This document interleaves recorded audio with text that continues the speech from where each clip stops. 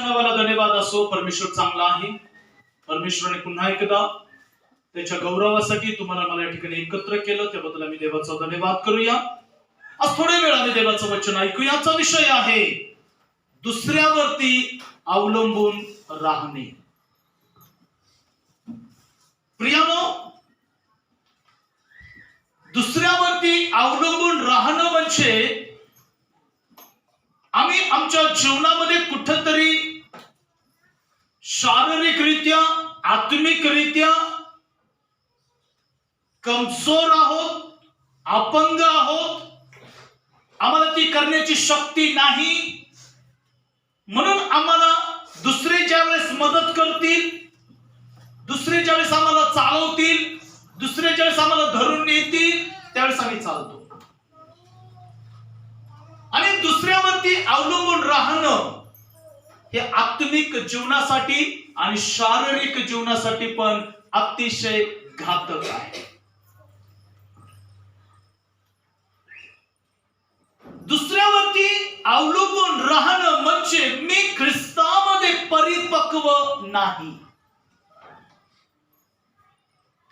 देव माहित आहे,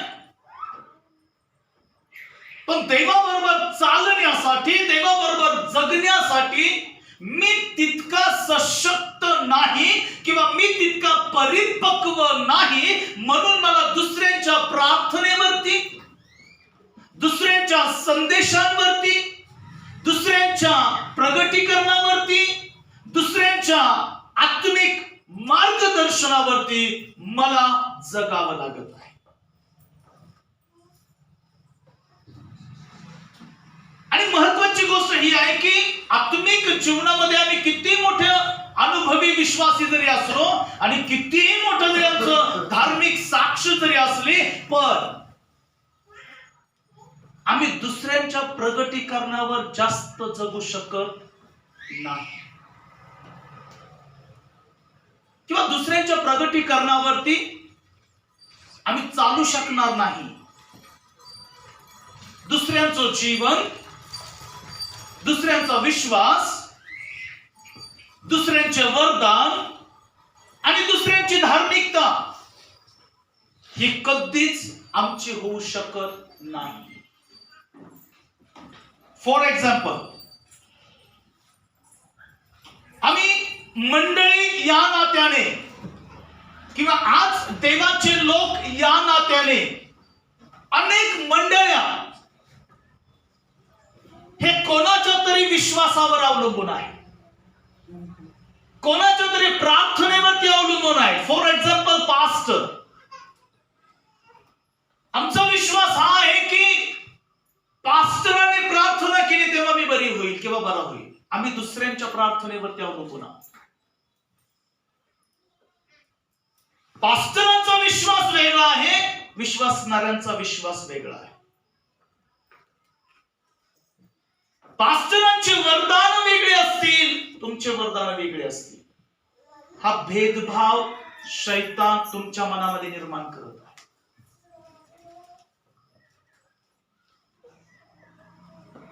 म्हणून दुसऱ्याचं दर्शन ते आमचं दर्शन होऊ शकत नाही. मग माझ्यासाठी माझ्याकडं देवाने दिलेलं प्रगटीकरण असावं, जे माझ्या विश्वास योग्य जीवनाला प्रभूमध्ये सदृढ करण्यासाठी किंवा स्थिर करण्यासाठी जर देवाने मला पाचारण केलं आहे, देवाने जर माझी निवड केली आहे, देवाने जर मला बोलवलेलं आहे, देवाने जर मला वेगळं केलं आहे, तर माझ्याकडं असं कोणतं दर्शन आहे, असं कोणतं वचन आहे, असा कोणता आत्मा आहे, असा कोणता संदेश माझ्याकडे आहे की मला मरेपर्यंत तो संदेश जागृतीच्या आत्म्याने, ते वचन मला जागृतीच्या आत्म्याने ख्रिस्त येईपर्यंत मी त्या वचनावरती स्थिर राहून जीवन जगेल. चाहे पास्टर असो नसो, चर्च असो नसो, मंडळी असो किंवा नसो, पण त्या वचनाने परमेश्वराच्या कृपेमध्ये मला शेवटपर्यंत परमेश्वर चालवील अशी योग्यता माझ्याकडे देवाने कोणती ठेव म्हणून दिली की माझ्यासाठी माझ्याकडं एक दर्शन असलं पाहिजे. जर ते नाही तर मी दुसऱ्यावरती अवलंबून आहे. उदाहरणार्थ, आंधळा व्यक्ती पाहिलेला आहे, त्याच्याकडे हात आहे, पाय आहे, कान आहे, शरीर आहे, साऱ्या गोष्टी त्याच्याकडे आहे, पण एक गोष्ट त्याच्याकडे नाहीये. काय नाहीये? डोळे त्याच्याकडे नाहीये. मग त्याला कोणाच्या तरी आधारावरती अवलंबून राहावं लागेल. कोणीतरी माझा हात धरावा, कोणीतरी स्टिक म्हणजे काठी पकडावी आणि त्यानुसार मी चालवावं. तो ज्यावेळेस मला सांगेल इथं खड्डा आहे, मी सांभाळून चालेल. तो ज्यावेळेस सांगेल तुला राईटला वळायचंय, तर मी राईट कडे वळेल. ज्यावेळेस तो मला सांगेल तुला लेफ्ट कडे वळायचंय, मला लेफ्ट कडे वळावं. ज्यावेळेस तो सांगेल तुम्हाला इथं बसायचंय, मला तिथंच बसावं लागेल. एक आंधळा व्यक्ती जर दुसऱ्या व्यक्तीच्या आधारावरती, दुसऱ्या व्यक्तीच्या जीवावरती अवलंबून आहे की तो मला घेऊन जाईल, तो मला चालवेल, तो मला सांगेल, तो मला मार्गदर्शन करेल, त्यावेळेस मी चालेल. एक कोमट विश्वासणाऱ्याची अवस्था अशीच आहे की जोपर्यंत तो पास्टरच्या प्रार्थनेवरती, पास्टरच्या संदेशावरती, पास्टरच्या प्रगटीकरणावरती, पास्टरच्या वरदानावरती जर अवलंबून आहे, तर कदाचित पास्टरांचं ट्रान्सफर झाल्यानंतर काय करतात?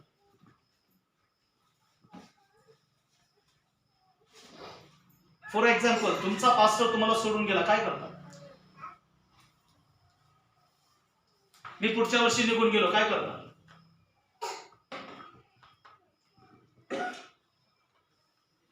माझ्याकडं माझ्यासाठी एक माझं प्रगटीकरण असलं पाहिजे. माझं प्रगटीकरण तुमचं प्रगटीकरण होऊ शकत नाही, किंवा तुमचं प्रगटीकरण माझं प्रगटीकरण होऊ शकत नाही. तुमचे वरदान माझे वरदान होऊ शकत नाही. हे ज्याला त्याला देवाने विश्वास योग्य मानून ज्याच्या त्याच्या योग्यतेनुसार देवाने त्याला दिलेला आहे.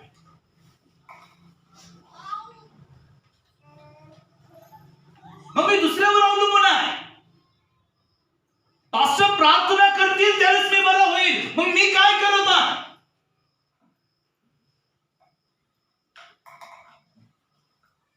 मी प्रार्थना करत आहे, पण माझी प्रार्थना जर मला बरी करत नाही तर मी दुसऱ्यावरती अवलंबून आहे.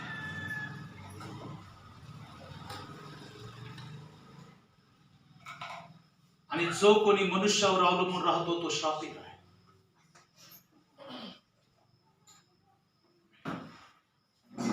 म्हणून माझ्यासाठी माझ्याकडे एक दर्शन असणं फार गरजेचं आहे. जे परमेश्वराने माझ्या उन्नतीसाठी मला दिलेलं आहे. या विषयामध्ये आम्ही 3 गोष्टी ऐकणार आहोत. पहिली गोष्ट आम्ही ऐकणार आहोत,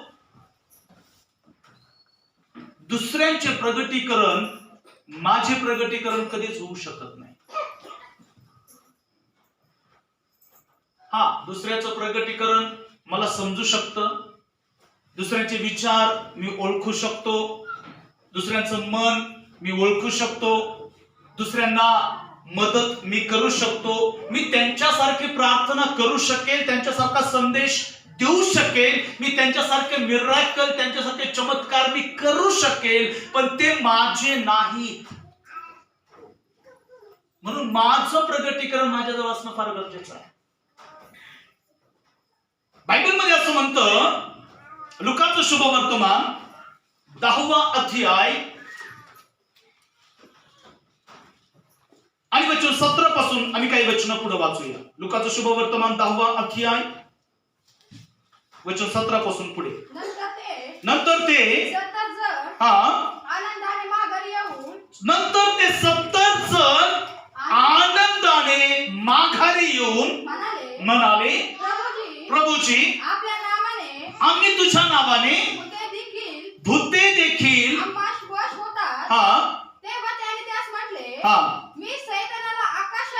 मी शैतानाला आकाशातून विजेसारखे पडलेले पाहिले.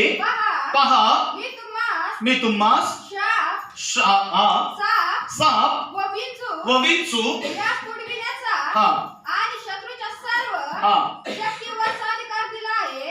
तुम्हास काही एक बाधा होणार नाही. तथापि भूते तुम्हास जग आणि जगातील गोष्टी तुमच्या प्रार्थनेमुळं जगाला सोडून जातात किंवा भूत तुम्हाला वश होतात. याचा आनंद मानू नका. याचा आनंद मानू नका. तर तुमची नाव स्वर्गात लिहिली आहे. याचा आनंद करा.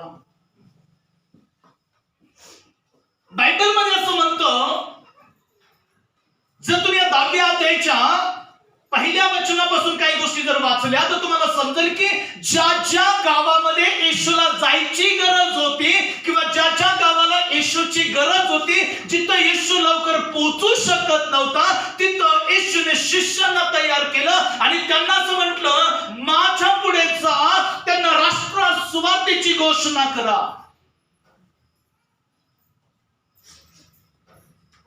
आंधळ्यांना बरे करा, कुष्ठरोग्यांना बरे करा, मेलेले उठवा. अशा अनेक जबाबदाऱ्या, अनेक सेवा परमेश्वराने या 70 शिष्यांच्या खांद्यावरती दिली. बायबल सांगतोय हे गेले, यांनी येशूच्या नावामध्ये अनेक चमत्कार केले, अनेक अद्भुत गोष्टी केल्या आणि आल्यानंतर आपला रिपोर्ट येशूला सादर केला आणि म्हटले, लॉर्ड,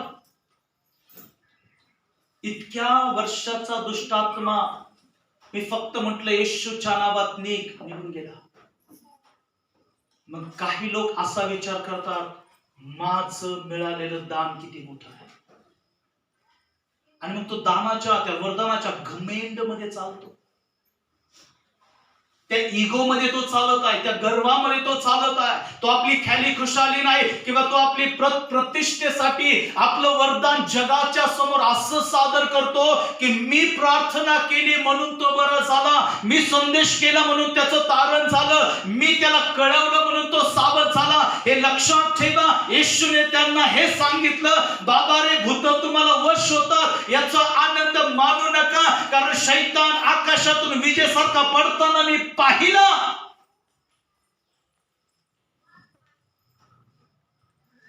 आता तुमची नावं स्वर्गात लिहिली जावीत किंवा लिहिलेली आहे, हे जर तुम्हाला कळालं असेल तर त्याचा आनंद माना. प्रियानो, येशू ख्रिस्ताने 70 शिष्यांची निवड एक वेगळ्या प्रगटीकरणासाठी केली होती. पण हे 70 शिष्य येशूचं प्रगटीकरण कधीच समजू शकले नाही.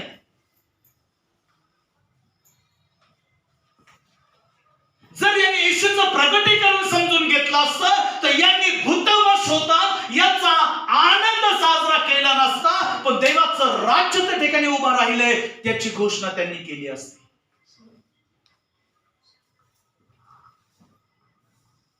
हे 70 शिष्य येशूचं प्रगटीकरण कधीच समजू शकले नाही. का समजू शकले नाही? ज्या दिवशी येशू त्यांच्या बरोबर एक वचनाने बोलला, हे 70 शिष्य येशूच्या प्रगटीकरणापासून माघारी गेले. लुकाचं शुभवर्तमान याचा 14वा अध्याय आणि वचन 25 पासून 27 पर्यंतचं देवाचं वचन आम्ही ऐकलं. लुकाचं शुभवर्तमान 14वा अध्याय वचन 25 पासून 27 पर्यंत. त्याच्याबरोबर मोठे मोठे लोक समुदाय चालले होते. त्याच्याबरोबर मोठमोठे समुदाय चालले होते. तेव्हा तो त्यांच्याकडे वळून म्हणाला, तो शिष्यांकडे आणि समुदायाकडे वळून असा त्यांना बोध केला, जर कोणी माझ्याकडे येईल, जो कोणी ख्रिस्ताकडे येईल, जो कोणी वचनाकडे येईल, जो कोणी सत्याकडे येईल, पण आपला बाप, आई, बायको, मुले, भाऊ व बहिणी यांचा आणि आपल्या जीवाचाही द्वेष करणार नाही, त्याग करणार नाही, तर त्याला माझा शिष्य होता ऐकल्यानंतर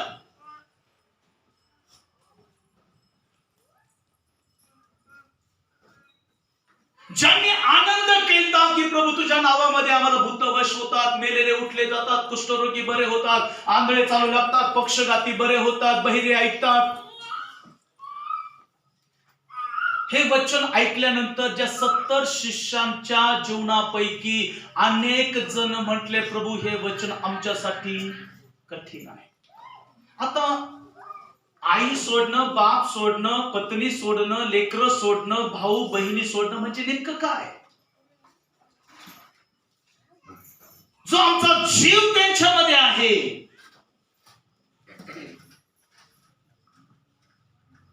तो आमचा जीव त्यांच्यापासून थोडासा वेगळा करायचा नाही. आमचा जीव, आमचं प्रेम, आमचं पहिलं स्थान, ज्याला पहिलं स्थान असं म्हटलंय, प्रथम स्थान असं म्हटलंय, ते आम्ही व्यक्तीला आतापर्यंत देत होतो, समाजाला देत होतो, नातेवाईकाला मी प्रथम स्थान देत होतो.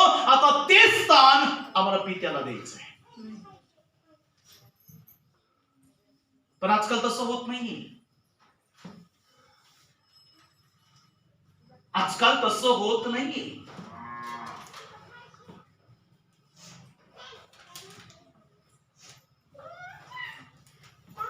काही लोक म्हणतात पास्टर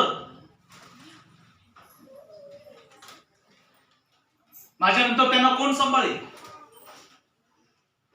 तुलाच सांभाळायचं आहे, तुलाच सर्व नेतृत्व करायचं आहे. पण तुझ्या जीवनात आतापर्यंत तू सर्व गोष्टी जगासाठी प्रथम स्थान होतास, आता तुला तुझं प्रथम स्थान देव आहे. आणि हे वचन ऐकल्यानंतर अनेक जण येशूकडे आले आणि येशूला म्हटले प्रभूजी आम्ही तुझ्या दर्शनावरती चालू शकत नाही,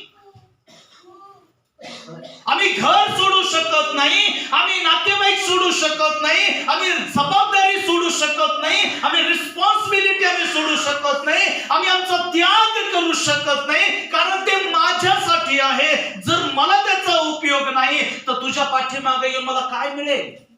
अनेकांनी प्रश्न केला प्रभूजी आम्ही घर सोडली, नातेवाईक सोडलं, सारी रिस्पॉन्सिबिलिटी सोडली, आम्हाला काय मिळेल? ज्यांनी हा प्रतिप्रश्न केला ते त्यांनी कधीच येशूचं प्रगटीकरण समजू शकले नाही. तिथं असं म्हटलं नाहीये,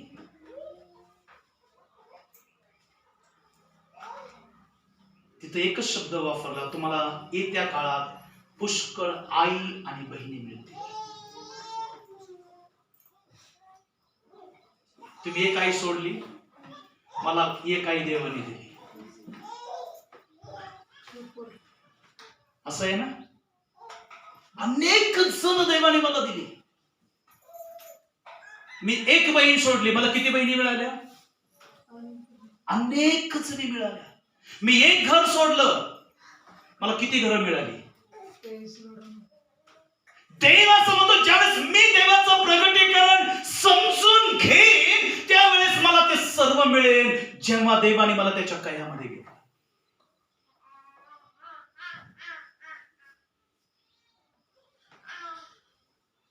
लक्षात ठेवा,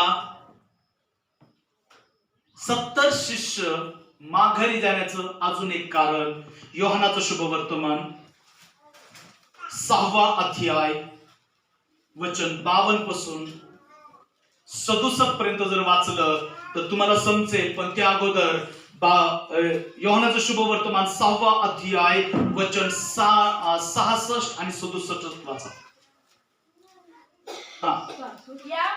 यावरून त्याच्या शिष्यातील पुष्कळ जण परत गेले, ते पुन्हा कधी त्याच्या बरोबर चालले नाही. अनेकांनी साथ सोडून दिली. 70 शिष्य निवडले, जो कोणी माझ्यासाठी आपलं घरदार, भाऊ बहिणी, पत्नी, लेकर सोडणार नाही त्याला माझा शिष्य होता येणार नाही. हे ऐकल्यानंतर अनेकांनी येशूचं प्रगटीकरण तिथंच ठेवलं आणि आपल्या घराकडे परत गेले. उरलेल्या बाकी शिष्यांना परत येशू बोलला, जे कोणी माझं देह आणि माझं रक्त खाणार नाही, पिणार नाही, त्यांना देवाच्या राज्यात प्रवेश नाही. खरंच येशू आपलं मांस त्यांना खायला देणार होता का? नाही. येशू त्यांना प्रभू भोजनाविषयी बोलत आहे. येशू त्यांना लॉर्ड सफर विषयी बोलत आहे. येशू त्यांना त्या पवित्र भाकरीस विषयी बोलत आहे. येशू त्यांना त्या पवित्र पेल्याविषयी बोलत आहे. पण ते म्हटले, अनेक वितंडवाद त्या ठिकाणी चालू होता. अनेक शिष्यांनी गैरसमज करून घेतला. अनेकांनी गलत अर्थ त्याचा लावला आणि म्हटले, हा त्याचं शरीर, त्याचं मांस आणि त्याचं रक्त आम्हाला खाऊ घालणार. हे ऐकून शिष्य त्याच्याकडे आले, जे उरलेले होते ते त्याच्याकडे आले. म्हटले, प्रभूजी, हे वचन कठीण आहे, हे आमच्याच्याने पाळवणार नाही. येशूने 70 शिष्य कशासाठी निवडले होते? जिथं येशूला जायचं होतं तिथं त्याने तुम्हाला पाठवलं. काय गेलात का येशूच्या दर्शनाबरोबर? तुम्ही येशूच्या प्रगटीकरणाबरोबर गेलात का? लक्षात ठेवा, जिथं येशूला जायची गरज होती किंवा ज्या घरात, ज्या गावात, ज्या आत्म्यापर्यंत येशूला पोहोचण्याची किंवा त्यांना येशूची गरज होती, तिथं मी, देवाने तुम्हाला पाठवले. गेलात का? येशूच्या प्रगटीकरणाला घेऊन गेलात का? येशूच्या वचनाला घेऊन गेलात का? येशूच्या आत्म्याला घेऊन गेलात का? येशूच्या सुवार्तेला घेऊन गेलात का? येशूच्या वरदानाला घेऊन गेलात का? येशूच्या तारणाला घेऊन गेलात का? येशूच्या सुवार्तेला कधी घेऊन गेलात का? येशूच्या कळवळ्याला कधी घेऊन गेलात का? येशूच्या प्रीतीला कधी घेऊन गेलात का? येशूच्या आगमनासाठी तयार होणाऱ्या मंडळीला तयार करण्यासाठी कधी गेलात का? कारण मीच दुसऱ्यावर अवलंबून आहे. दुसरे ज्यावेळेस माझ्यासाठी प्रार्थना करतील त्यावेळेस मी म्हणेल आमेन. दुसरे ज्यावेळेस माझ्यासाठी उपवास करतील त्यावेळेस मी म्हणेल देवाने माझ्या जीवनात साक्ष केली. दुसरे ज्यावेळेस माझ्यासाठी रडून प्रार्थना करतील त्यावेळेस मी म्हणेल देवाने माझं अंथरूण बदललं. मग मी काय करत आहे? मला जर ख्रिस्त माहित आहे, वचन माहित आहे, सुवार्ता जर माहित आहे, देवाचं राज्य जर मला माहित आहे, जरी एवढं सारं होऊन सुद्धा मी जर दुसऱ्यावरती अवलंबून आहे, शी इज बॅड न्यूज. ही चांगली गोष्ट नाहीये. ही तुमच्यासाठी चांगली नाहीये. ही ख्रिस्ताच्या प्रगटीकरणासाठी चांगली नाहीये. ही येणाऱ्या काळासाठी चांगली नाही.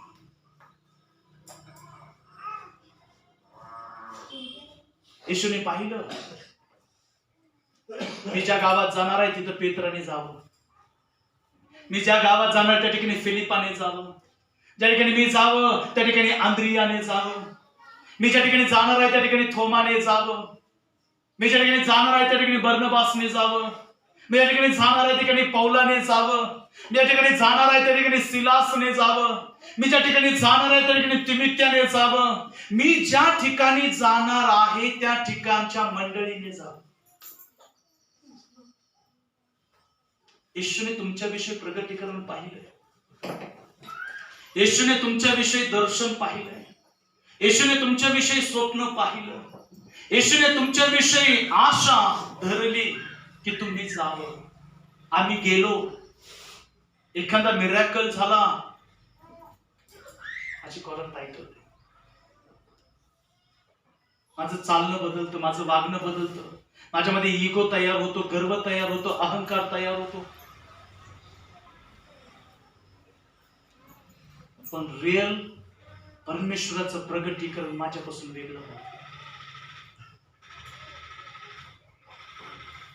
लक्षात ठेवा, मी जर येशूचं दर्शन किंवा येशूचं प्रगटीकरण समजू शकलो नाही, मी कधीच त्याच्या योग्यतेचं बनू शकत नाही. निवड तुमची झाली, अभिषेक तुमचा झाला, कदाचित स्वप्न तुम्हाला पडली असतील, वाणी कदाचित तुम्ही ऐकली असेल, पण ह्या शिष्यांसारखं जर तुम्ही म्हणता असाल, पास्टर प्रभू हे वचन कठीण आहे, माझ्याच्याने होणार नाही, मी जाऊ शकत नाही, प्रभू मला तुझ्या मागे यायची खूप इच्छा आहे, पण मी बैलाच्या 5 जोड्या घेतल्या, पहिल्यांदा मला त्याला पाहू दे, प्रभू मला तुझ्या मागे यायची खूप गरज आहे, पण आत्ताच मी लग्न केलंय, काय बायको म्हणते का जाऊ नका?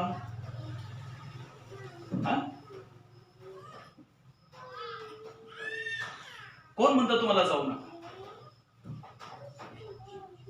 तुमचं शरीर तुम्हाला म्हणतं जाऊ नका, तुमची मर्यादा तुम्हाला म्हणते जाऊ नका, तुमची इच्छा म्हणते तुम्हाला जाऊ नका. बायबल मध्ये म्हटलं मी आत्ताच बायको केली.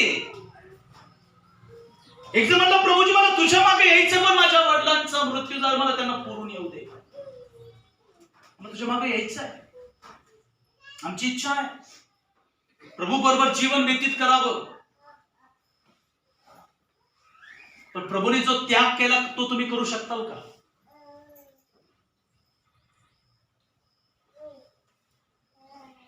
प्रभूने जो त्याग केला ती मंडळी त्याग करू शकते का? ते व्यक्ती त्याग करू शकतो का? तो निवडलेला, तो अभिषिक्त झालेला व्यक्ती तो त्याग करू शकतो का? जर नसेल तर शिष्यांप्रमाणे आम्हाला पण म्हणावं लागेल, प्रभूजी हे वचन कठीण आहे, माझ्याच्याने होणार नाही. मी नांगराला हात घातला, मी नांगरत आहे, पाठीमाग पाहत आहे, गहू उगत आहेत का? उगलेले दिसतील का? नसतील. आत्मे जिंकलेले दिसतील का? कुटुंब परिवर्तन झालेले दिसतील का? सेवा वाढलेली दिसेल का? देवाचं राज्य आलेलं दिसेल का? तुम्ही जे पेरलं ते उगलेलं तुम्हाला दिसेल का? जर मी नांगराला हात घालत आहे, पाठीमागे जर पाहत आहे, तर माझ्याच्याने देवाचं प्रगटीकरण, माझ्याच्याने देवाचं राज्य, माझ्याच्याने देवाचं वचन, माझ्याच्याने देवाची सेवा, माझ्याच्याने देवाचं काम कधीच पूर्ण झालेलं दिसणार नाही. प्रभूने जर तुमची निवड केली आहे तर तुम्हाला हलगर्जीपणा किंवा हायगय करता येणार नाही. जर करताल तर प्रभूचं प्रगटीकरण, तुमचं प्रगटीकरण कधीच होऊ शकत नाही, कधीच होऊ शकत नाही. मनुष्याने सर्व जग मिळवलं आणि आपला आत्म्याचा नाश करून घेतला, काही फायदा नाही. आम्ही ताजमहल जरी बांधला तरी तो ताजमहल कब्रस्तानापर्यंत येत नाही. आतापर्यंत कोणाच्या आला का? मुमताजच्या सुद्धा नावावर तो ताजमहल कब्रस्तानापर्यंत आला नाही. आमच्या येईल? विचार करा. कमवा, मी नाही त्याच्याविषयी नाहीये, अवश्य कमवायचं आहे, पण देवाला ओळखणाऱ्या लोकांनी जर हलगर्जीपणा केला, देव तुमचा होऊ शकत नाही, तुम्ही देवाचे होऊ शकत नाही.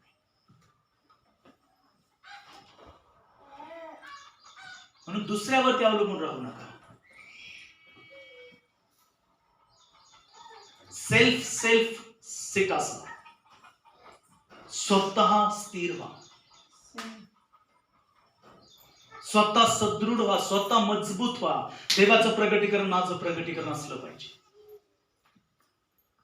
देवाने जर मला निवडलं तर देवाने त्या निवडी पाठीमागे काहीतरी योजना आखली. मला मग ते सोडावं जरी लागलं, त्याग जरी करावा लागला, मला त्याला नाकारावं जरी लागलं ना, तरी मी नाकारण. कारण ज्या गोष्टी मला लाभाच्या होत्या त्या मी येशू ख्रिस्तासाठी केर, कचरा आणि हानी अशा समजल्या.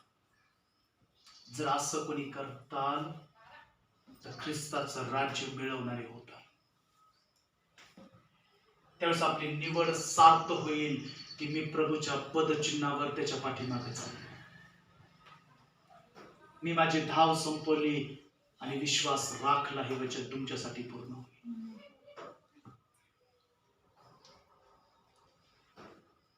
जर येशूचे शिष्य येशूचं प्रगटीकरण समजू शकले नाही, मंडळी, देवाने दिलेलं काम तुम्ही पूर्ण करत आहात का? देवाने दिलेली रिस्पॉन्सिबिलिटी तुम्ही पूर्ण करत आहात का?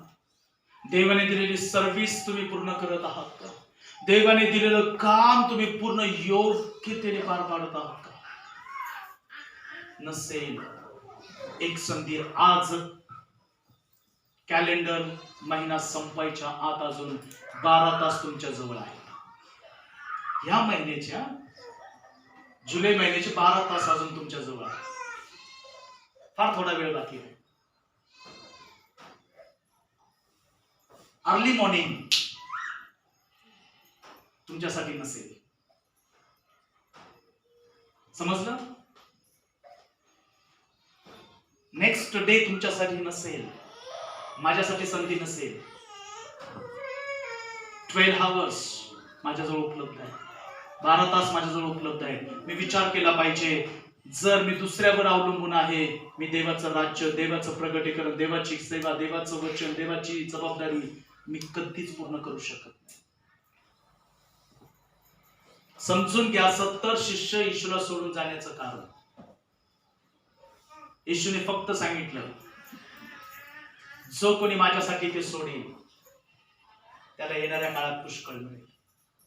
पत्नी नाही बरं का, आई, बहिणी, भाऊ, घर, मंडळी, पुष्कळ मिळेल.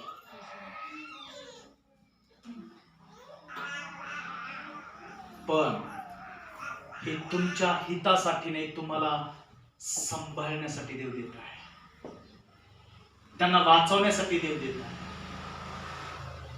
आणि हे देवाने दिलेलं प्रगटीकरण घेऊन चालणाऱ्यासाठी आहे. जो कोणी प्रभूचं देह, प्रभूची भाकर, प्रभूचं रक्त, प्रभूचं ब्लड सेवन करेल, त्याच्यामध्ये जीवन आहे. तुम्हाला जीवन मिळवायचंय, प्रभूच्या दर्शनामध्ये या, प्रभूच्या प्रगटीकरणामध्ये या आणि प्रभूचं प्रगटीकरण, आपलं प्रगटीकरण हातामध्ये घ्या. म्हणजे माझा देव तुम्हाला कधीच पतनाच्या आणि जगाच्या हवाली करणार नाही. तुम्ही कधीच पतन पावणार नाही. तुम्ही तुमची सेवा प्रभूच्या दर्शनाप्रमाणे करता. 7 कुटुंब देव किंवा नाही देव, आधार कुटुंब देव किंवा नाही देव, तुम्ही आणि तुमचा देव बरोबर चालणार दिसतात. म्हणून या दिवसामध्ये प्रियानो, येशूचं प्रगटीकरण तुम्हाला निवडण्याच्या पाठीमागे हेच आहे की जिथं येशू जाणार होता तिथं आज तुम्ही दिसायला हवे होते, जायला पाहिजे होते. येशूने जे सांगितले ते करायला पाहिजे होतं. जर ते करत नाही, आम्ही येशूला सोडून जातो, येशू बरोबर जीवन जगणार नाही. म्हणून काळजी घ्या, आपलं प्रगटीकरण, आपली सेवा आपल्या हातामध्ये घ्या. म्हणजे येणाऱ्या काळात अनेक आत्मे वाचवलेले तुम्ही देवाच्या राज्यात पाहता. प्रभूकडे वचनाने प्रभू तुम्हा सर्वांना आशीर्वाद करो.